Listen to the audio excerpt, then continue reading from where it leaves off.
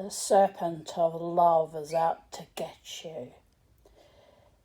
I'm just making this wee video. She's not quite finished yet. I still need to solder the tongue on there, the base there of the mouth, right here, right here, right here. And I'm nervous because I've never done soldering before and I don't know if I'll be successful at it, and I don't want to damage my beautiful bracelet. The rivets arrived today and I managed to get them in after a little bit of, as Craftsman says in his videos, negotiating with a hammer. But I decided the other day that I wish I'd bought green eyes because it would look good on a snake, but I'd ordered the rhinestones with lots of colours in them, and I'm glad I did because it looked good on my little octopusy here. So that was the fork that I bought for $1. That was my very first silversmithing project. But anyway, look, it turned out quite lovely. I'm really happy with it actually. And I made the jump rings last night because I bought jump rings on eBay and they were so thin, the wire, such thin silver. They were sterling silver, but they were such thin silver. And I've seen on one of the groups or one of the videos I watched that to harden the jump rings you put them in a tumbler with stainless steel shot and that will harden them. But I needed harder jump rings now, so I just made them out of the sterling silver wire that was left over from all my market stock. Lucky I didn't throw it away because it's come in very handy. So I made a new jump ring out of that, and it's much thicker gauge, and it's I'm happy with it. I've just got to solder that, and this piece is finished. And this piece, just need to solder the tongue as I was telling you. And I had to swap over all the jump rings with the ones I made last night. So that's 2 there, 1 there, 1 there, and 1 there. So they also will need soldering because this is quite a heavy piece, and if you're wearing it every day and clunking it against things, it's going to have quite a bit of pressure exerted on it. So I'm thinking, yes, soldering of the jump rings is imminent. I just need to buy the pickle, and I might go around the op shops and look for a second-hand crock pot because once you use the crock pot, it can't be used for food ever again. And why buy a brand new crock pot for something that you're not using for food and that you're just going to be using for jewellery? That seems to me like false economy. So I'm just going to look around if I can find something that I can keep the pickle heated up in for my soldering. And now I'm even more thrilled because this didn't cost, it's not real sterling silver, people, it's EPNS, so it's just had a thin coating of silver over it. It's not valuable by any shape or form, but it was a cake server left over from my mother that I stared at it the other day because I thought frantically, I must go around all the op shops and try and buy silver cutlery, and then I thought, wait a minute, you moron, Tanya, you've got things here that you don't use. So I quickly gathered this up, and then when I was looking at it, I thought, this is a perfect snakehead. So I have used that, which didn't cost me anything. I mean, my mother would have probably bought it secondhand initially, or maybe it's one of the things Auntie Lottie sent her, because Auntie Lottie used to send the most beautiful things. But Mum did pick things up secondhand in op shops too. And then this chain, I think it's sterling silver, but I'm not 100% sure. Like, it's not magnetic, but I bought it in the op shop as well with a whole bunch of beads. So I don't know if it's silver, but it doesn't matter if it's not because this isn't silver or anything. Anyway. So, and the little clasp, I got 2 when I bought that bunch of beads in the op shop. So this is one of those clasps. And it doesn't look like silver, but it's not magnetic, so I don't know about that. But anyway, even though probably none of those things are silver, The jump rings that I made, the jump rings are sterling silver. So my goal is, people, because I'm opulent little witch, when I have enough money one day, however that manifests, it's in the lap of the gods, I want to work with actual sterling silver for everything. But I'm starting off small with things that are just lying around or in the op shops. And I bought this fork. The fork cost me $1, and I've spent weeks on it getting it to, completion. So I don't know. It's worth more than $1 now. But it's a bit rough and ragged. Look at, it was my first attempt at melting and annealing fork tines, and I had no idea what I was doing. I was just copying a YouTube video, so some of them burnt and broke off. That's the broken off piece there. So, but look, for a first piece, that was an audacious thing to do. Like, I was surprised how audacious I was. Rivets don't cost a lot of money, but you have to wait for them to arrive from overseas. I can't remember what I paid for the rivets. I think it was about $25, but you get, a bag of little thingies and little bats. So I'm really, really quite delighted with my new hobby. And not just that, I have finished not one, but 2 projects. And this one was a bit more complicated because, they were both complicated when it came to drilling the holes. I had terrible trouble.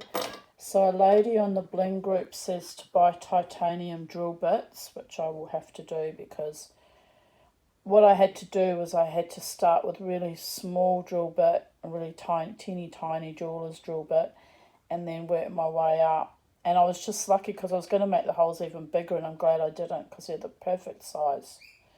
But I worked my way up through several sizes to get the holes drilled.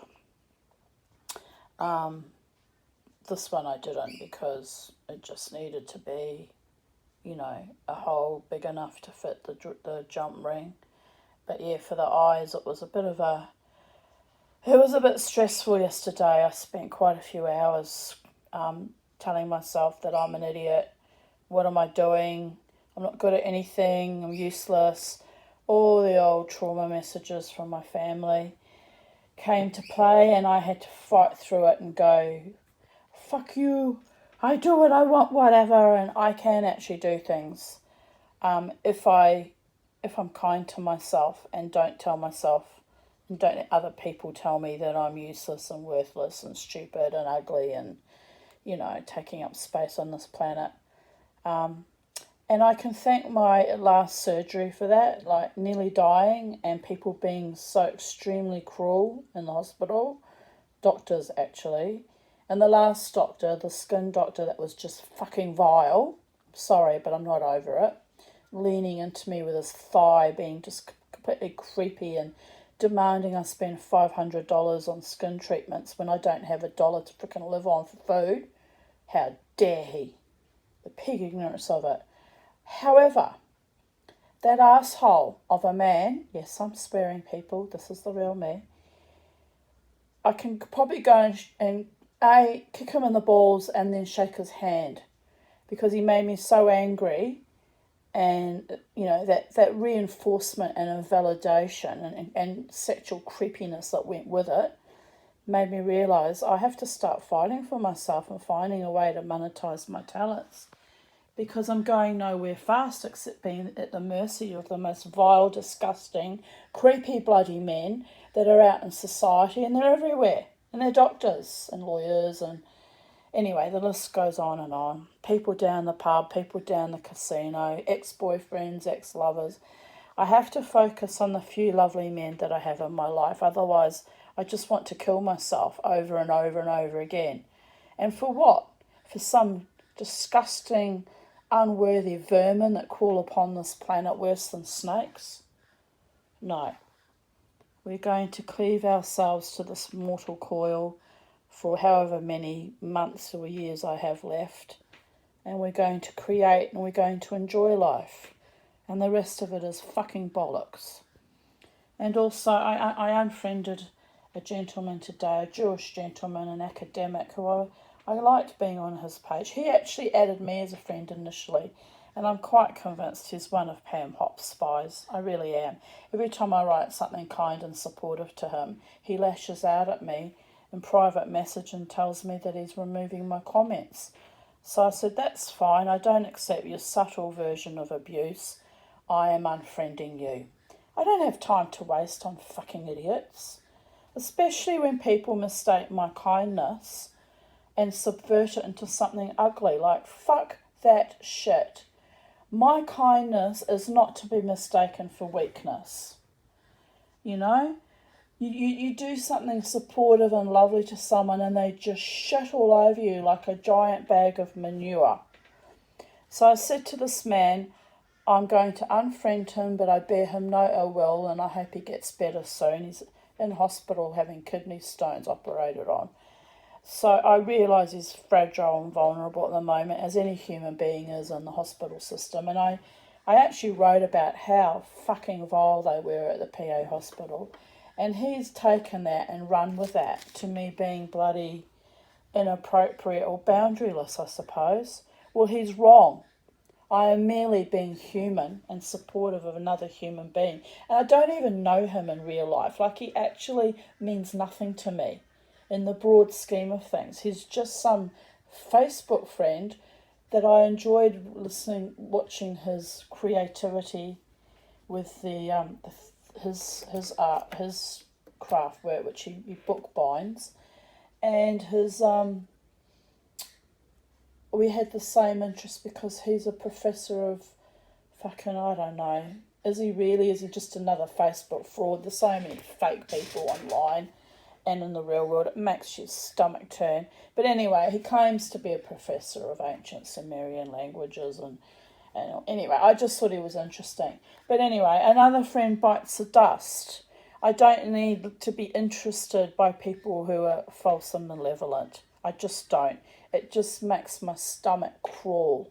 And I don't have much of my stomach left after that gallbladder operation, so fuck it. Anyway, I've had my little rant. I got accused of ranting on the Holland Park group, so I left that group too because they're vile. But this time I admit it is a bit of a rant.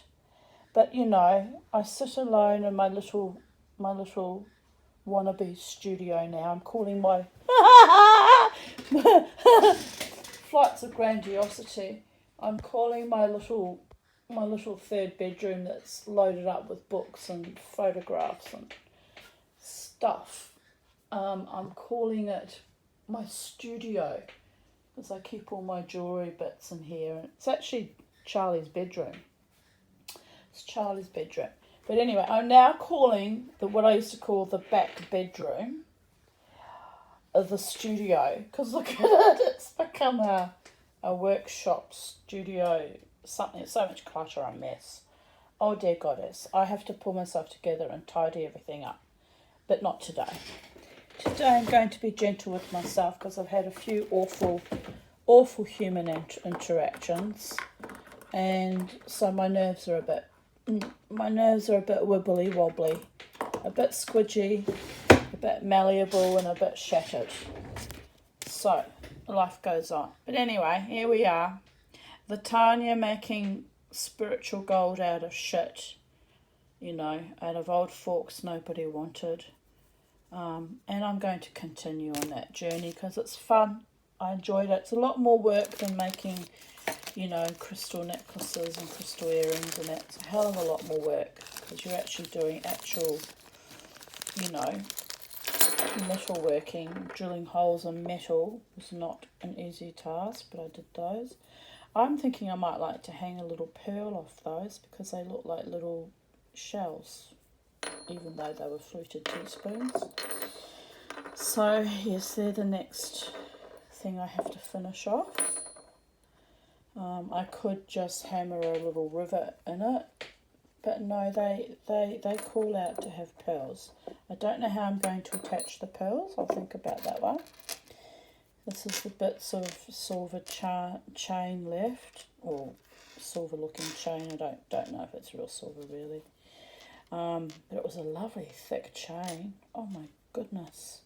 And I loved using it for this. It was perfect for this.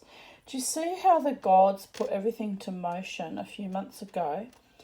Gifted me randomly out of the blue. Gifted me, because I mean, it wasn't a gift. I paid for these, but they were so cheap. Might as well have been a gift. And with the inspiration to make things out of forks, which was a gift, and then the chain and all the lovely beads and everything and the little clasps that came with it. And that happened in January, and here we are. I don't know what today's date. I think it's the 18th or 19th of April. Here we are manifesting things out of all these things that the universe blessed me with back in January. And I've been working at it. Okay, I really mangled the tongue. Don't look at the tongue, people. I wouldn't mind making that out of real sterling silver if I could, but I don't have the casting equipment or the propane torch or the, like baby steps. But yeah, the copper started to come out because I mangled it so much I had to sand most of the silver off. So this is what we're left with. But you know what?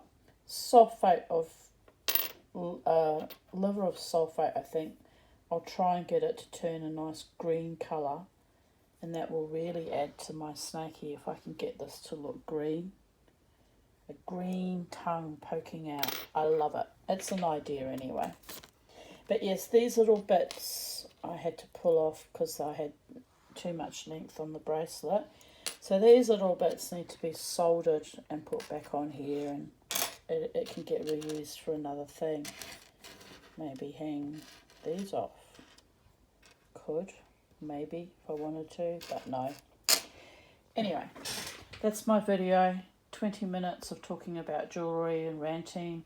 But I've prayed to the gods, please, God help me. All the gods, but of course the Holy One, blessed be their name forever and ever, to please help me monetize my gifts and my talents, because I'm sitting here, not in squalor, I've got a nice little home, but in a kind of a squalid, morose, agonizing torpitude, because I'm sick to death of poverty. I am so sick to death of poverty that I'll be honest, I'm quite prepared to kill myself if this goes on much longer. Not being able to pay the bills, not being able to pay for lawn mowing has been the struggle of the last 4 months. It's done my head in. So I'm trying very hard to find other avenues around things. And at the end of the day, nobody owes you anything. And as my friend Lynn reminded me, I've got earth angels that have floated me along, supported me financially, as in, a certain benefactor who I cannot name because she likes anonymity, and Lynn and Jared and, all my other friends who have been there for me through thick and through thin. And there was too much thin, there was too much hell and too much high water, but who have blessed me and helped me out in dark times with extra groceries and extra money, and just not just material gifts, but they're beautiful, heartfelt, emotional and spiritual supportive gifts. So I love you and I thank you all, because here I am at 56 with these quite berserker fantasies of suddenly growing up and stepping into my own financial integrity and suddenly being able to be a jeweler or an artist or something and make money. And we all know, realistically speaking, that that's not probably going to happen. It doesn't happen overnight, it doesn't happen that quickly, but by God's, I put blood, sweat and tears into praying and manifesting and wishing and hoping. And anyway, look, I feel positive that I'm doing something about it, even if it's only making little trinkets, little jewellery trinkets at the moment. And it's given me, it's given me hope for the future. One day I might make it in some avenue. I don't know where and I don't know how, but I might just make it one day. Yeah? So, love you all, and I'll see you soon on Facebook, I guess.